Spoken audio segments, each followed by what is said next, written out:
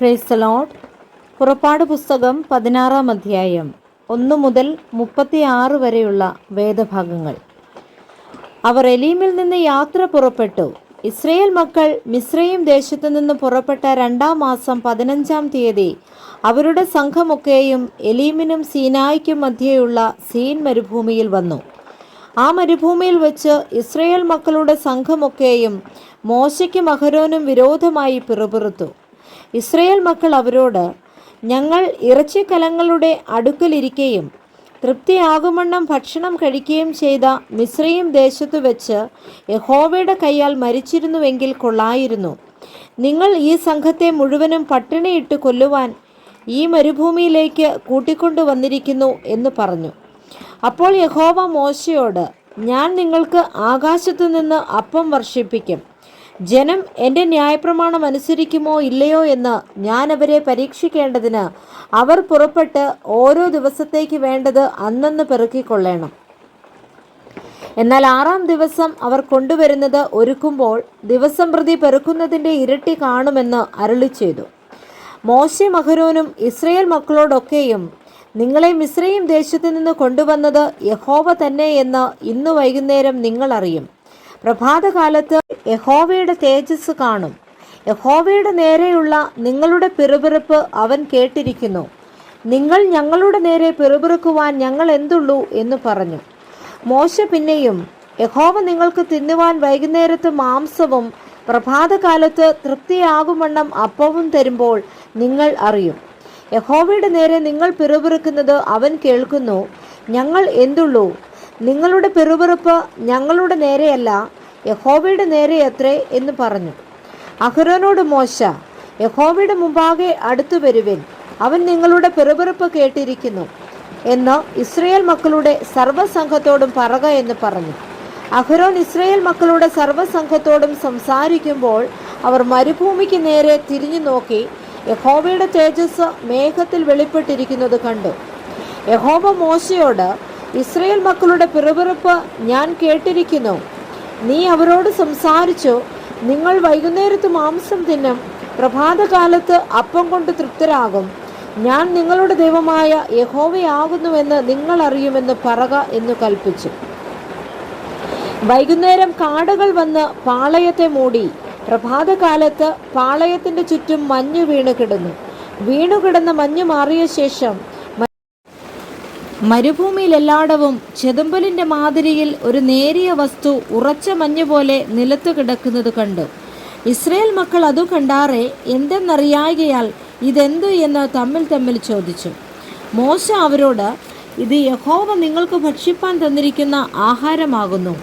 ഓരോരുത്തന് ഭക്ഷിക്കാകുന്നിടത്തോളം പെറുക്കിക്കൊള്ളുവിൻ. താന്താൻ്റെ കൂടാരത്തിലുള്ളവരുടെ എണ്ണത്തിനൊത്തവണ്ണം ആളൊന്നിന് ഇടങ്ങഴി വീതം എടുത്തുകൊള്ളണമെന്ന് യഹോവ കൽപ്പിച്ചിരിക്കുന്നു എന്ന് പറഞ്ഞു. ഇസ്രയേൽ മക്കൾ അങ്ങനെ ചെയ്തു. ചിലർ ഏറെയും ചിലർ കുറേയും പെറുക്കി. ഇടങ്ങഴി കൊണ്ട് അളന്നപ്പോൾ ഏറെ പെറുക്കിയവന് ഏറെയും കുറേ പെറുക്കിയവന് കുറവും കണ്ടില്ല. ഓരോരുത്തൻ താന്താന് ഭക്ഷിക്കാകുന്നിടത്തോളം പെറുക്കിയിരുന്നു. പിറ്റന്നാളത്തേക്ക് ആരും ഒട്ടും ശേഷിപ്പിക്കരുതെന്ന് മോശ പറഞ്ഞു. എങ്കിലും ചിലർ മോശയെ അനുസരിക്കാതെ പിറ്റന്നാളേക്ക് കുറേ ശേഷിപ്പിച്ചു. അത് കൃമിച്ചു നാറി. മോശ അവരോട് കോപിച്ചു. അവർ രാവിലെ തോറും അവനവന് ഭക്ഷിക്കാകുന്നിടത്തോളം പെറുക്കും. വെയിൽ മൂക്കുമ്പോൾ അത് ഉരുകിപ്പോകും. എന്നാൽ 6-ാം ദിവസം അവർ ആളൊന്നിന് 2 ഇടങ്ങഴി വീതം ഇരട്ടി ആഹാരം ശേഖരിച്ചു. അപ്പോൾ സംഘപ്രമാണികൾ എല്ലാവരും വന്ന് മോശയോട് അറിയിച്ചു. അവൻ അവരോട്, അത് യഹോവ കൽപ്പിച്ചതു തന്നെ. നാളെ സ്വസ്ഥതയാകുന്നു. യഹോവയ്ക്ക് വിശുദ്ധമായുള്ള ശബ്ബത്ത്. ചുടുവാനുള്ളത് ചുടുവിൻ, പാകം ചെയ്യുവാനുള്ളത് പാകം ചെയ്യുവിൻ. ശേഷിക്കുന്നതൊക്കെയും നാളത്തേക്ക് സൂക്ഷിച്ചു വയ്പ്പിൻ. അവർ അത് പിറ്റന്നാളേക്ക് സൂക്ഷിച്ചു വെച്ചു. അത് നാറിപ്പോയില്ല, കൃമിച്ചതുമില്ല. അപ്പോൾ മോശ പറഞ്ഞത്, ഇത് ഇന്ന് ഭക്ഷിപ്പിൻ.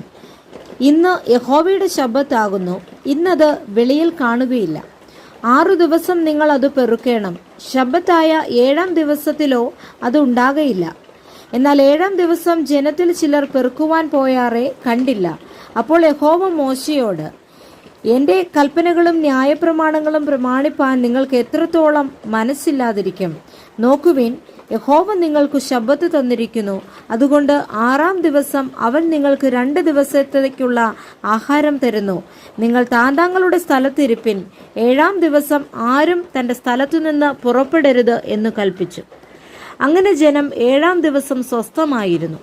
ഇസ്രയേല്യർ ആ സാധനത്തിന് മന്ന എന്നു പേരിട്ടു. അത് കൊത്തമ്പാലരി പോലെയും വെള്ള നിറമുള്ളതും തേൻ കൂട്ടിയ ദോശയോടൊത്ത് രുചിയുള്ളതുമായിരുന്നു. പിന്നെ മോശ, യഹോവ കൽപ്പിക്കുന്ന കാര്യമാവിത്: ഞാൻ നിങ്ങളെ മിസ്രയീം ദേശത്തു നിന്ന് കൊണ്ടുവരുമ്പോൾ നിങ്ങൾക്ക് മരുഭൂമിയിൽ ഭക്ഷിപ്പാൻ തന്ന ആഹാരം നിങ്ങളുടെ തലമുറകൾ കാണേണ്ടതിന് സൂക്ഷിച്ചു വെപ്പാൻ അതിൽ നിന്ന് ഒരിടങ്ങഴി നിറച്ചെടുക്കണം എന്ന് പറഞ്ഞു. അഹരോനോട് മോശ, ഒരു പാത്രമെടുത്ത് അതിൽ ഇടങ്ങഴി മന്നയിട്ട് നിങ്ങളുടെ തലമുറകൾക്ക് വേണ്ടി സൂക്ഷിപ്പാൻ യഹോവയുടെ മുമ്പാകെ വെച്ചുകൊള്ളുക എന്ന് പറഞ്ഞു.